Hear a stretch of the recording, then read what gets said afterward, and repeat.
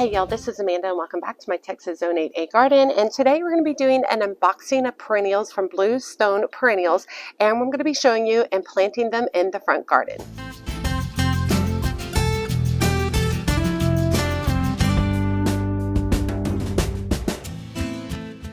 Okay, so I ordered from Bluestone Perennials last year. I had a really good experience with the whole process.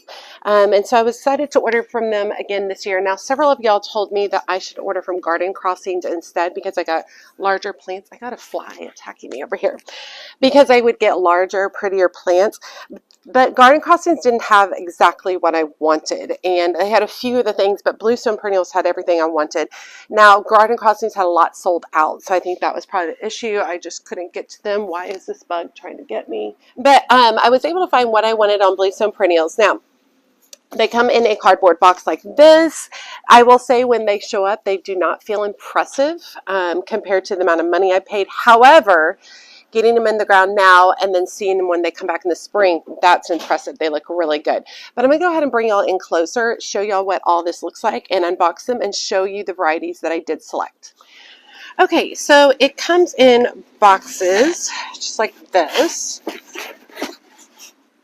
So it's usually 3 per little slider of boxes. So just like that, and then these open up really easily to reveal the plants inside. So let me go ahead and take all the plants out and then we'll talk about them.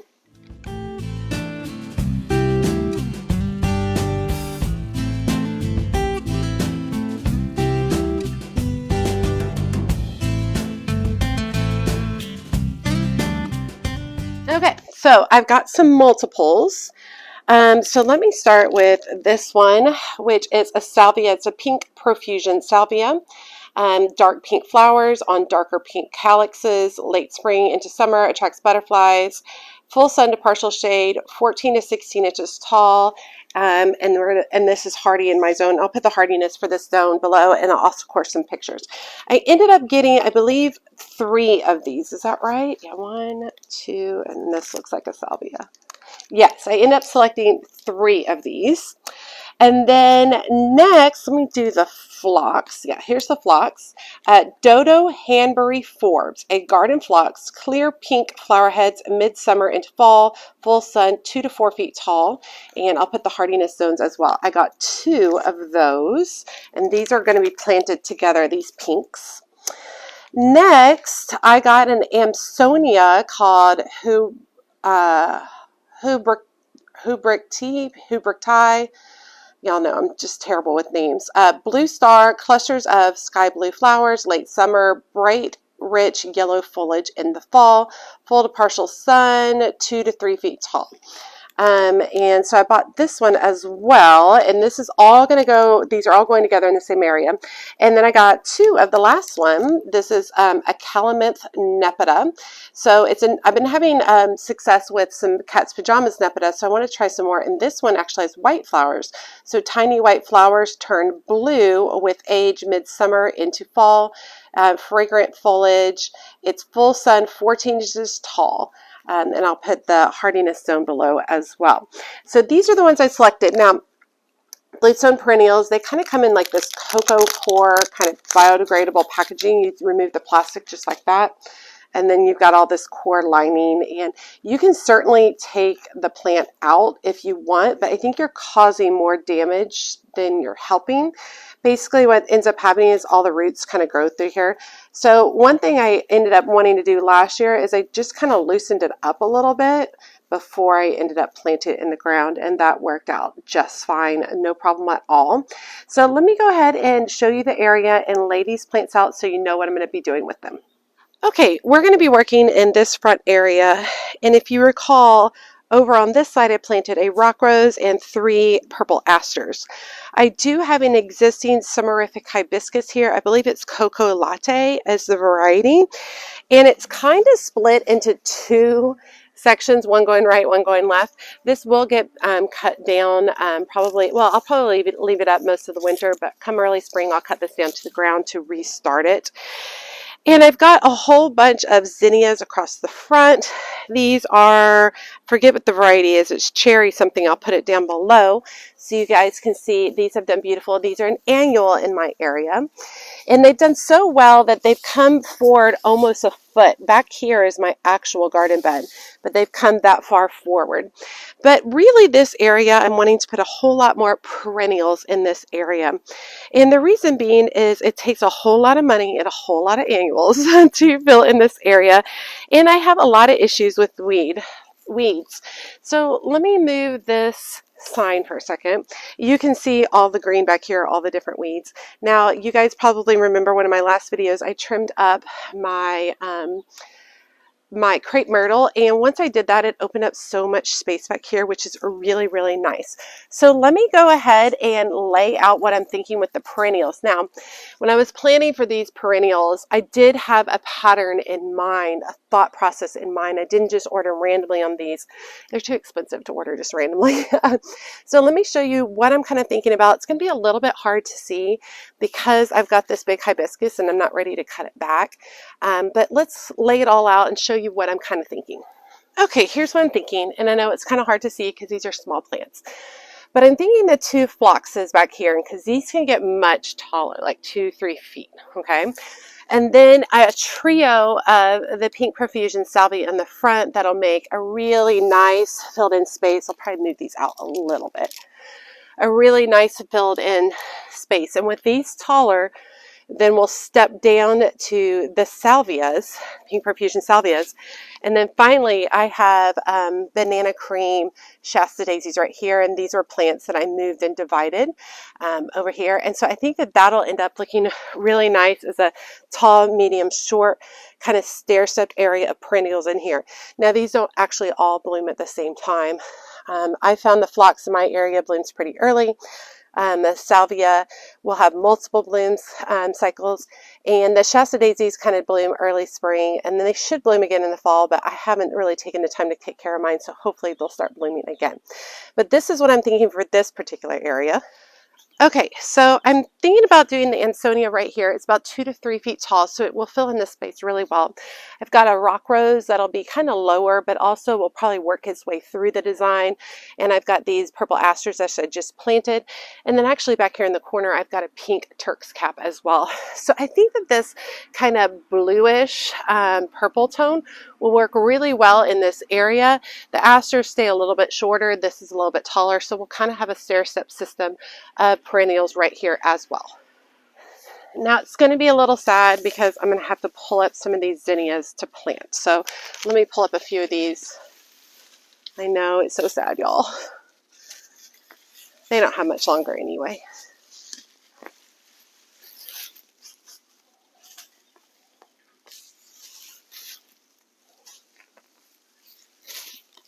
Okay, so the edge of my border, it's hard to see. Here's the edge of the border all the way around right here. And I really like when Nepeta spills over. So what I want to do is kind of tuck it up a little bit closer to this planter right here.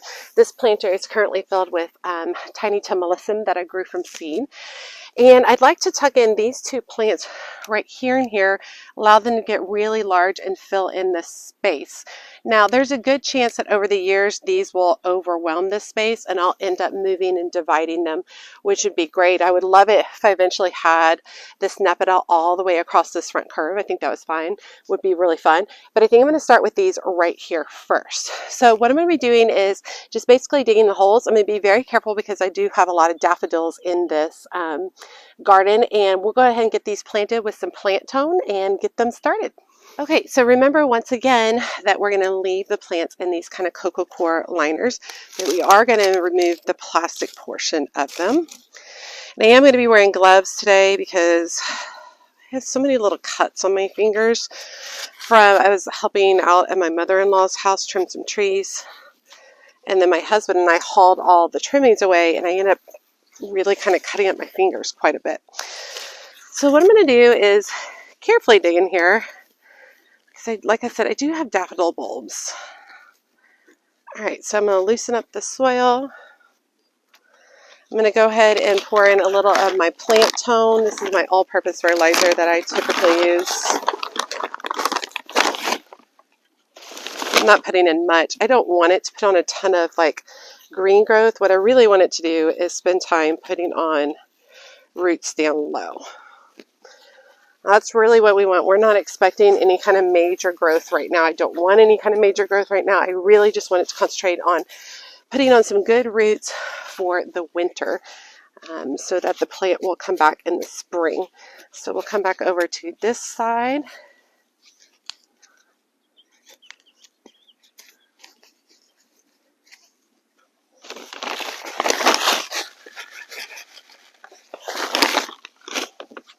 And I'm just going to loosen this up a little bit. This already has roots coming at the bottom, so actually I'm not going to mess with it too much. Go ahead and get those planted. And it certainly does not look like much right now. All right, let's move to the rest. Oh, there's a daffodil bowl. So I'll kind of work around that. And then I can put the daffodil bulb back in, no problem.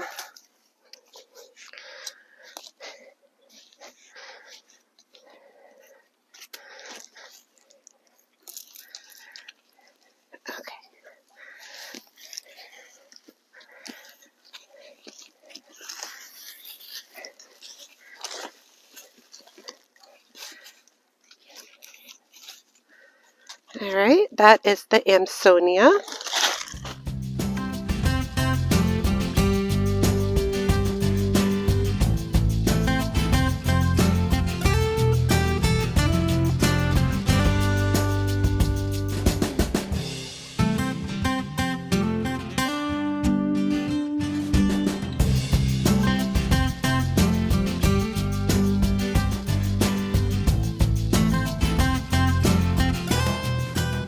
So this area is definitely like a feature area in my front yard because I live on a corner, and this whole area is on the front corner. So I really like to feature it with some really bright, beautiful color.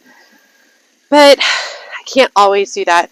There's so many other things that I want to do in my garden that this area, while I love it, it needs more perennials to make my life a little bit easier, so that I don't have to spend as much money or invest as much time into change out the annuals. So I think perennials will be super helpful. Can we all just take a minute to appreciate this gorgeous dahlia? Beautiful. And so now what I'm doing is just watering in all of my brand new perennials, and watering them in is really important. We're still in a drought here in my area. So I definitely want all these to do really well. If these begin flowering in any way, which I seriously doubt they will, I will pick off the flowers at this point in time because, like I said, I'm not looking for these to put on a ton of green. I'm not looking for these to give me any kind of benefit right now, except I want them to grow roots. That is my number one goal. The more roots they grow, the more likely they are to withstand the winter. And so that's extremely important when planting perennials in the fall. And I actually have a ton more perennials to plant for you all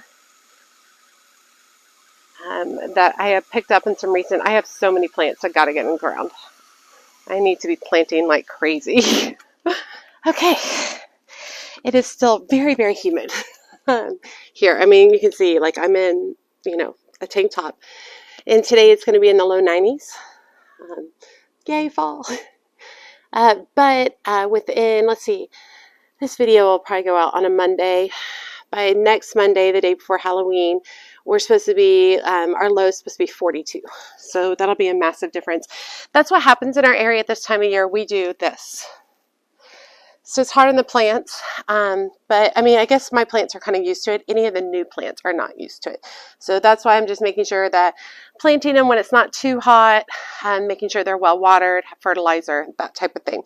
But I hope you guys enjoyed today's video, seeing my latest haul from Bluestone Perennials. I'm really excited to see what these plants do next spring. It's very exciting. Usually in the past, I would say earlier on in my gardening career, I planted for the moment. Like I would plant plants right then and I wanted them in full bloom and the whole thing. And now as I've gone further along in my garden career, I have a big appreciation of things like perennials, planting them in the fall and then waiting for the spring or summer for their blooms. Same thing with bulbs, planting bulbs in the fall for spring blooms or planting bulbs in the spring for summer blooms. I have a real appreciation of that. It's very exciting to me. It's like a gift. I really, really enjoy. I look forward to these little presents that I receive throughout the year. All right, y'all, as always, make sure you hit that subscribe button and that notification bell so you know my latest videos are up. And be sure to check me out on Instagram, Facebook, and TikTok.